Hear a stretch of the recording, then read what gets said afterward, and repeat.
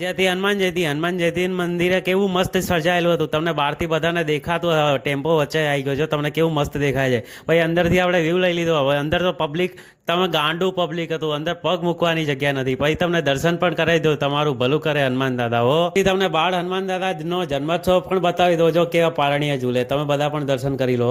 સવારમાં મમ્મીએ બનાતા પુડલા ચા આપણે ખાઈને નીકળી ગયા. ધાબા ઉપર જઈને આપણે નાખવાનું હતું ગાર્ડનમાં પાણી, એટલે પાણી ગાર્ડનમાં નાખવાનું ચાલુ કરી દીધું હતું. પછી આપણે ટેરિસ ઉપરથી નીચે હતા. આપણે સિસ્ટર બનાવતી ગરમા ગરમ કુલચા. પછી આપણે ગરમા ગરમ કુલચાનો એક વ્લોગ પણ લઈ લીધો. હો પછી હવે આપણે ખાઈ લઈએ હો શાંતિથી. ઘણા દિવસો પછી આપણે આપણા મોસ્ટરને નીકાળી લીધો અને આપણા મોસ્ટરને લઈને આપણે નીકળી ગયા. તો થોડું કામ પતાવવા માટે પપ્પાએ ગાડી મંગાવી હતી. પછી આપણે ગાડીમાં નખાઈ દીધું સ્પીકર. જો કેવું મસ્ત લાગે ને, બાકી કઈ ઘટે નહીં ને.